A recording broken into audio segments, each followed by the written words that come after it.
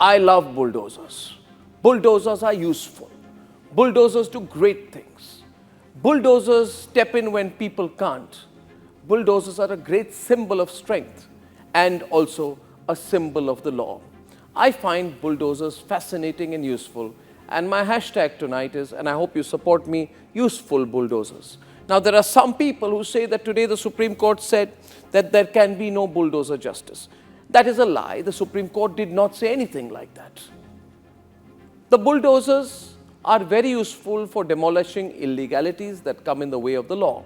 In fact, I would argue that what the Supreme Court has said today is that you must use bulldozers where it is appropriate, right and legal to use bulldozers. There are a group of people who were very happy when bulldozers broke Kangana Ranaut's home in Mumbai, and when the state government there, the Uddhav Sena, put out in their newspaper, Ukhad Diya, they were very happy when these shots played. At that point of time, the Congress said, well done, we love the bulldozers that are breaking Kangana's home. Hypocrites in the Congress, answer my question. Did you find bulldozers useful then? Did you speak up for what is right or wrong? On what basis were you targeting Kangana Ranaut? The bench of the Supreme Court has in fact clarified that its directions will not apply if there is an unauthorized structure in any public place such as a road, street, footpath, or which is near a rail line, or any place where there is a demolition order allowed by a court of law, which means specifically that everything that Yogi Adityanath has done is right. Because Yogi Adityanath has gone around breaking unauthorized structures which come in the way of public places. The problem with the Lutyens lobby doesn't read into the facts. As per the law, everything, in fact, as per the Supreme Court, it appears to me everything that Yogi Adityanath has done using bulldozers is 100% correct. There are some people who say no, regardless of whether a person is a thief, a murderer, a rioter, or a rapist, his house must not be broken, even if the house is unauthorized. Let me flip that argument. What these Congress people are therefore trying to say, according to me, is that people who have carried out a theft, a murder, who have carried out a rape, who have misused the law, have a right to live in an unauthorized structure, build an unauthorized office, or construct an unauthorized building. Reverse the logic. What they are therefore trying to say means that they are trying to incentivize crime. Should it be, therefore, according to the Congress logic and the Lutyens logic, that a person should, in the pendency of a legal defense of an act of crime such as a rape or murder, an act of rioting, dacoity, or theft, in the pendency of the legal defense, be allowed to live in an unauthorized house? If that were to be the bizarre argument, then anybody who lives in an unauthorized house should immediately carry out an act of murder and then go to court and say, my lords, the decision on my act of murder is pending in a court of law. Until then, me and my family have the right to live in an unauthorized house. That is a stupid argument, ladies and gentlemen, and that is the argument I see the Lutyens lobby putting out when they celebrate what the Supreme Court has said. Let's accept the reality. What has the Supreme Court said? The Supreme Court has merely said, follow a little bit of process in the application of the law. Don't misuse the law.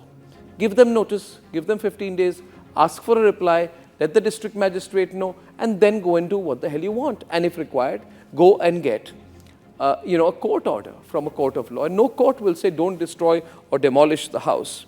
In no case there has been a big debate on bulldozers, whether Yogi Adityanath is doing the right thing, whether Shivraj is doing the right thing, whether Himanto is doing the right thing. But tell me, is there a single case, single specific case, where the Congress party has been able to prove, or the Samajwadi party has been able to prove, that the structure which was demolished is a legal structure?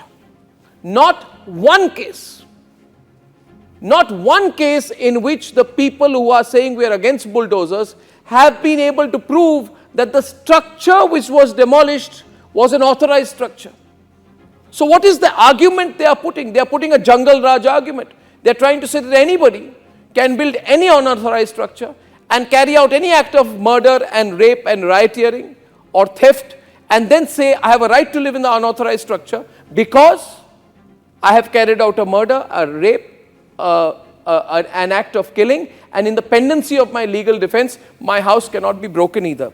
There was a case, I think it was in Faizabad, Ayodhya, where a Samajwadi Party leader, a significant person, was accused of an act of rape and also had an unauthorized building in which he had built a commercial complex. My argument is that that individual Samajwadi Party leader was a man who had impunity towards the law.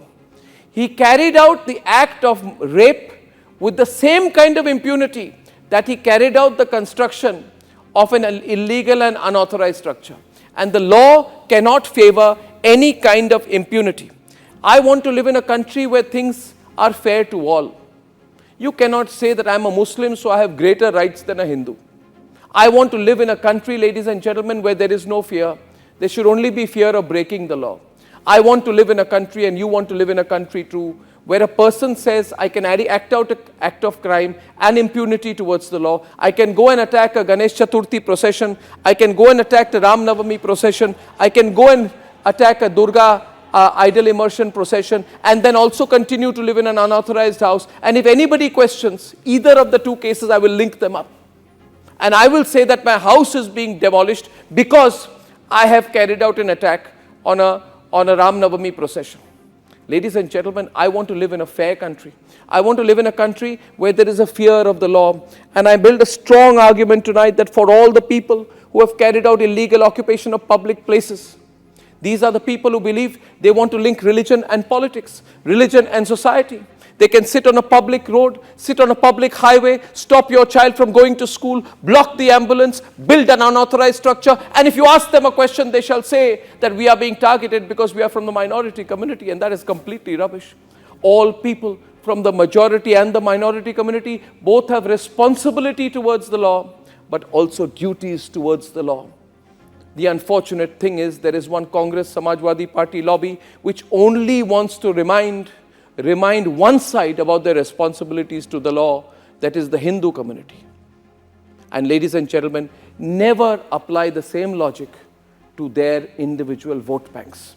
That is unfair.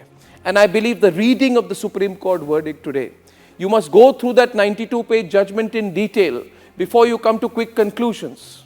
And I can challenge anyone to prove me wrong.